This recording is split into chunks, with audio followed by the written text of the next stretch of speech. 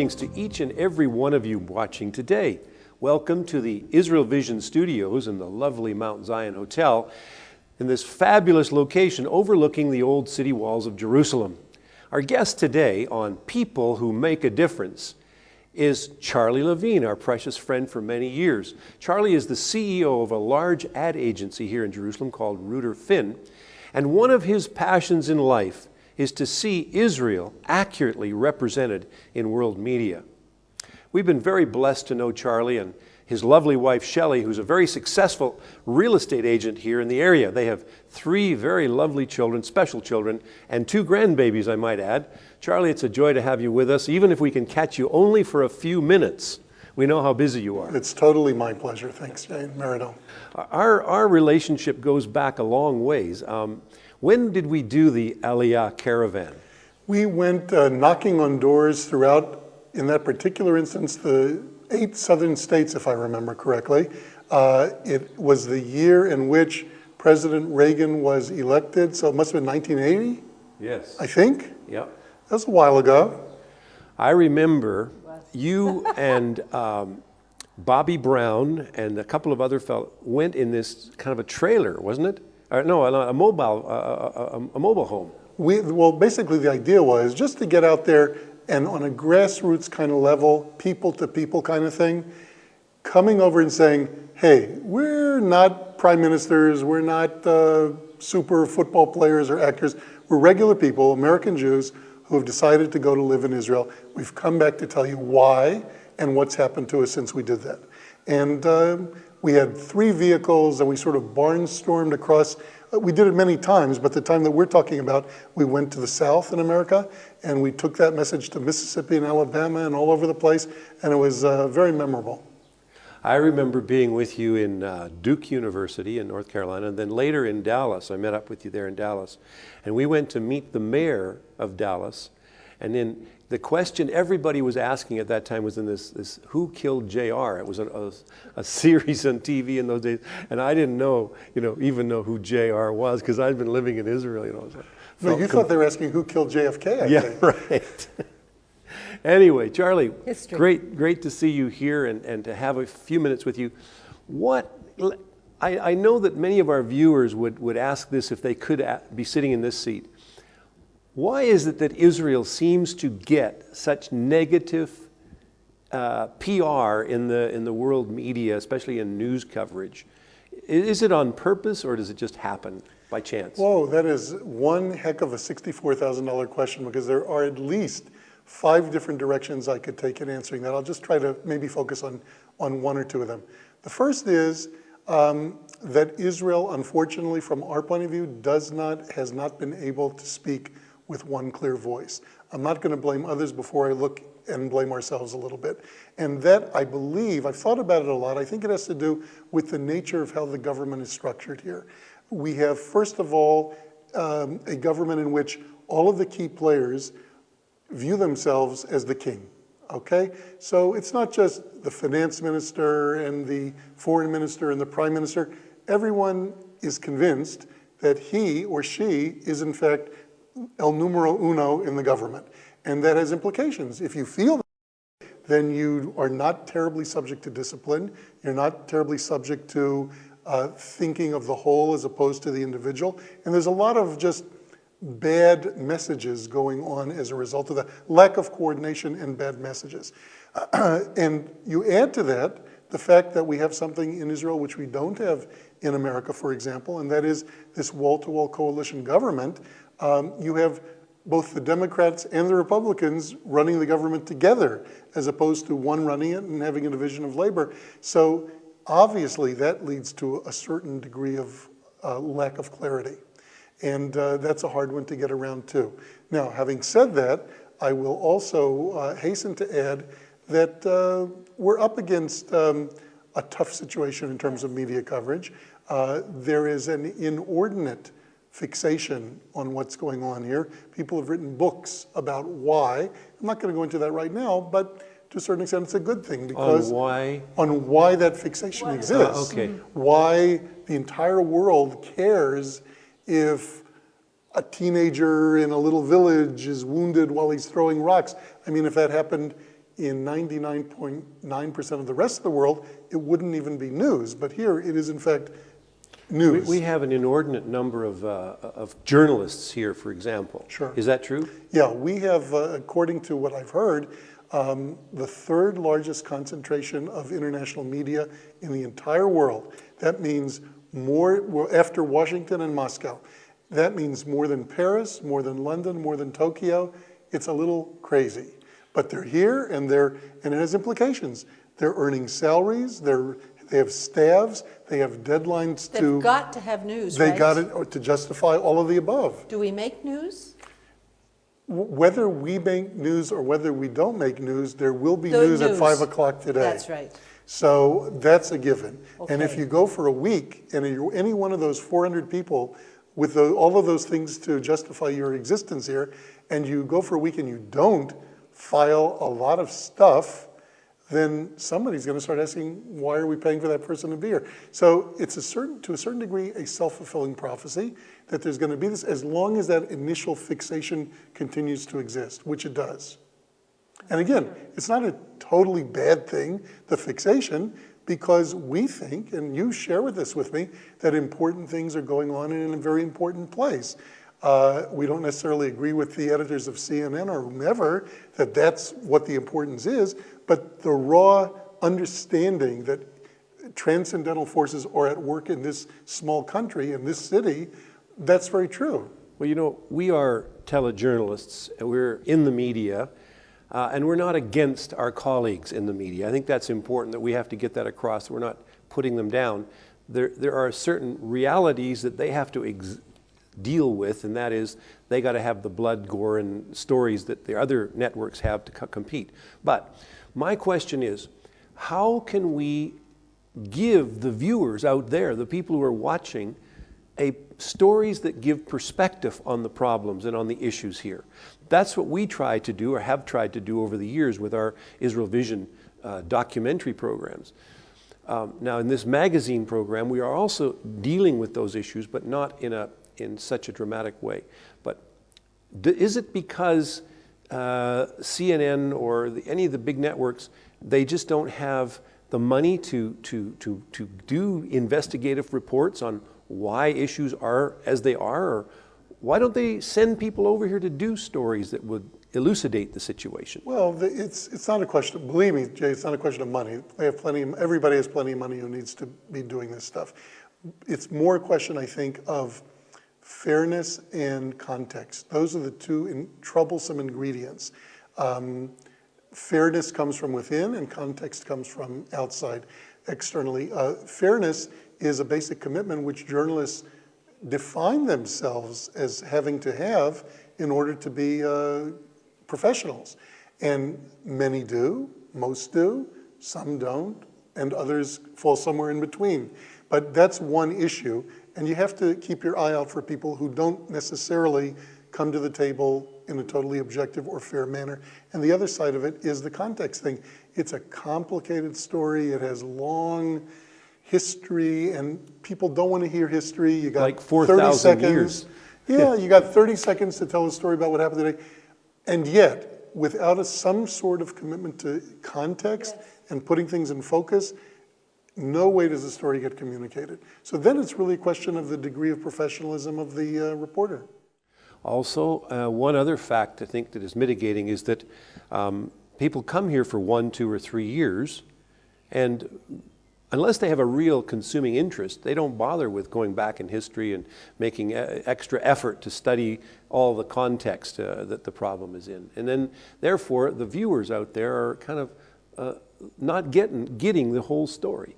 What I mean to say by that is that for people, for an example, we know, those of us that live here know of the problems between the Palestinians and the Israelis and how there's a spiritual base. In other words, it goes back to like an old family feud, two half-brothers claiming the same land for their own. And we know that, people that live here, but some people out there are maybe not even aware of that fact, you know. It's just missed them somehow through their Sunday school or synagogue training or whatever. And so that is a fact that we need to address, that this is an old family feud issue that is very emotional and very charged. Yeah, no, you're absolutely right. You just reminded me of one humorous observation. You'll forgive me because it's an old and often repeated story, but I'll just repeat it one more time for the record. The guy sitting next to you on the airplane, you say, what are you doing? You're coming to Israel as we're landing. And he says, well, I'm arriving today. How long are you going to be here? Well, tomorrow I'm going to be traveling around. And then, well, I'm leaving the day after that. So what brings you to Israel? Oh, I'm writing a book, Israel Yesterday, Today, and Tomorrow. People need that kind of context and that understanding. You can't, without it, there's no way you can report faithfully to all those millions of people out there. It's a challenge. It is. And we are faced with that challenge every time we try to do a television program, because we want, in all fairness, to help our people that are watching to understand a little bit better. If you were the Minister of Tourism, what changes would you make? That's a really good question. I would, first of all, that minister or any minister in Israel today, cabinet minister, I would try my best to have a professional as opposed to a political approach, okay? That's the first step. There have been tourism ministers who have let their political agenda drive them by budgeting all kinds of projects to shore up their pet ideas that had very little to do with tourism, and it's a shame. And that happens across the board, again, because of the nature of the system here. But if it were me, and I would like to hope I would be honest about it, I would not do that. I would really try to use professional techniques for doing the right thing. Things like basic research. If you need to know what will motivate 20 million Canadians, Americans, whomever, to pick up and come to Israel in the next 24 months, what messages resonate with them?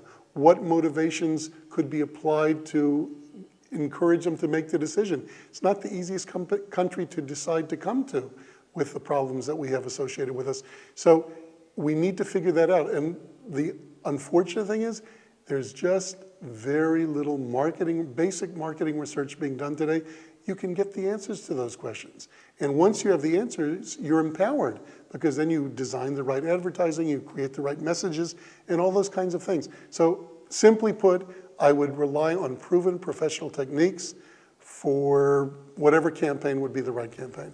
Now, you and Shelley have come to Israel. You left San Antonio, Texas. You made Aliyah, how many years ago now?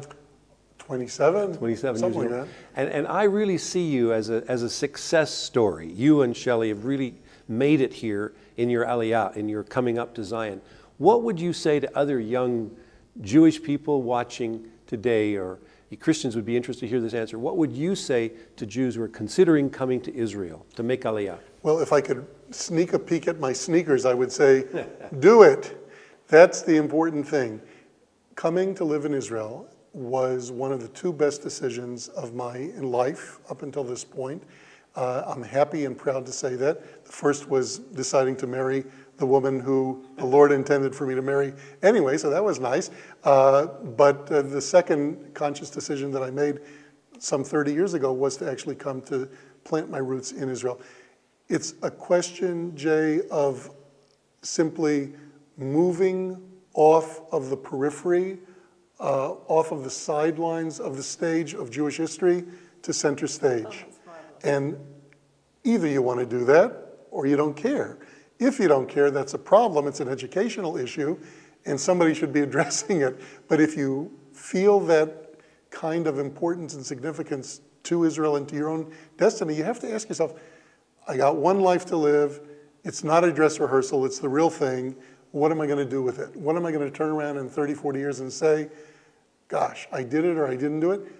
Shelley and I are happy to turn around at this point in our lives after being here for almost 3 decades and say, you know what? She's actually built communities. She's helped literally thousands of people find their ideal home in Israel. No problem with making a little money for doing that, but the point is that she views her main accomplishment as having brought people to the Holy Land, to their settle homes. them. Yeah, which is in essence what she's Yes. done. For my part, for whatever small contributions I made, I've tried to help communicate Israel's messages to the broader world.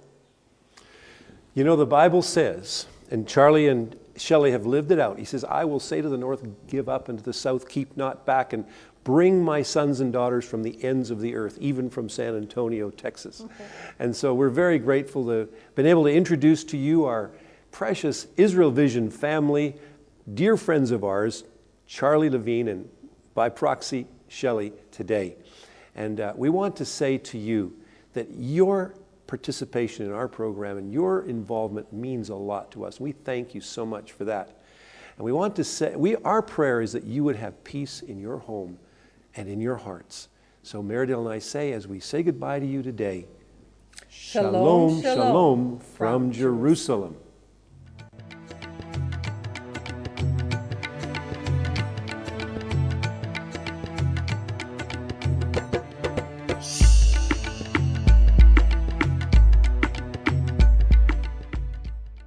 Shalom, this is Dr. Jay Rawlings, and in today's Fact or Fantasy, I want to discuss the myth that the media carefully investigates all Palestinian claims before publicizing them.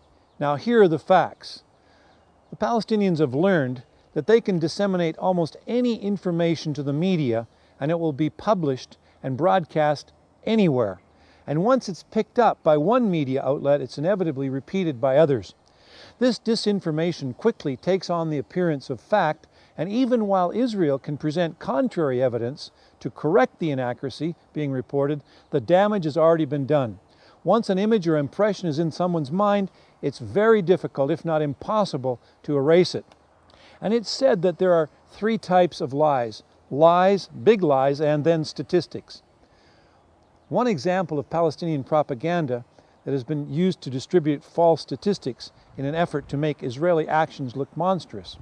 For example, if an incident involves some death and destruction, they can grossly misstate the figures, and then the gullible media will repeat the fabricated story until it becomes widely accepted as accurate. This happened in a very dramatic way after Israel's operation in Jenin in April of 2002, when Palestinian spokesman Saeb Erekat told CNN on April 17th that at least 500 people were massacred and 1,600 people, including women and children, were missing. Erekat could produce no evidence for his claim, and in fact the Palestinians' own review committee reported a death of 56, of whom 34 were soldiers. No women or children were reported missing. This report by Erekat was simply debunked in an in-depth documentary analysis called Massacre of Truth by Canadian TV producer Mark Himmel. But what is perhaps more outrageous than the repetition of Erekat's lie is that media outlets continue to treat him as a legitimate spokesman, giving him access that allows him to regularly disseminate misinformation. If an American or Canadian, or for that matter anyone else around the world, any government official was ever found to have lied to the press, they would lose all credibility and be given little or no chance of having a forum to express their views. But that certainly doesn't happen here in this part of the world. This is Dr. Jay Rawlings reporting to you, Fact or Fantasy, from Jerusalem.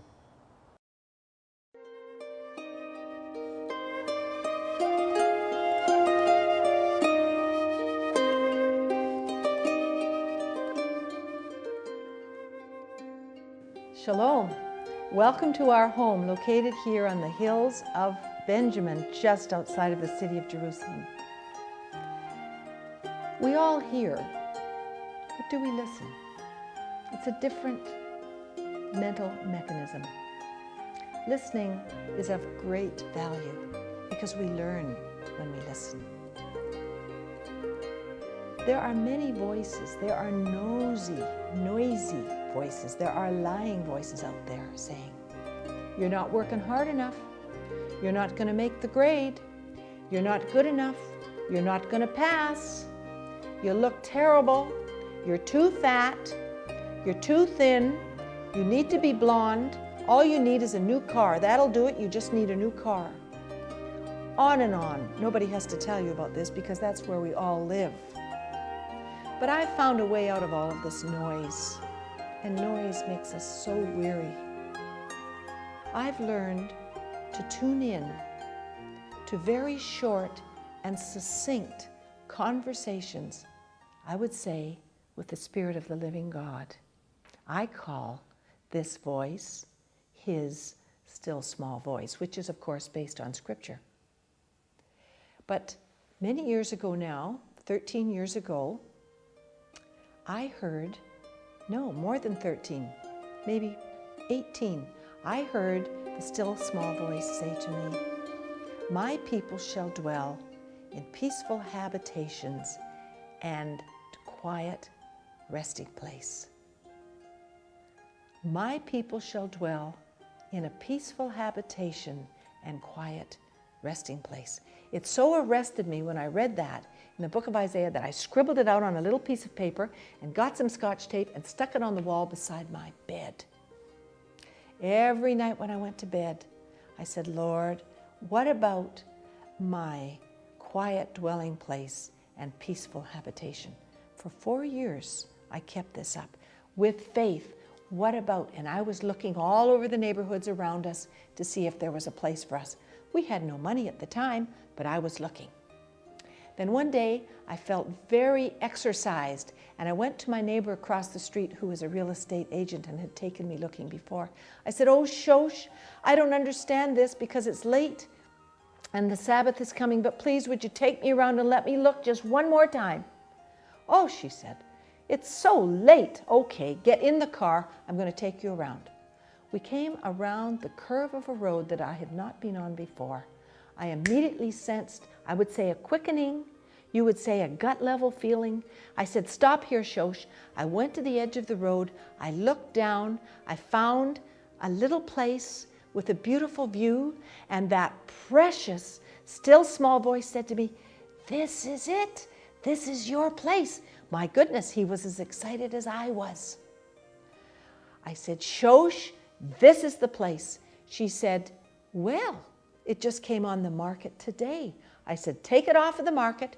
This is our place." Now, it took 5 tough years to build and a lot of blood, sweat, and tears, but you know what? God gave us our quiet dwelling place and our peaceful habitation. How good is it to listen for the still small voice? If you want to know more about it, get online, hisstillsmallvoice.com.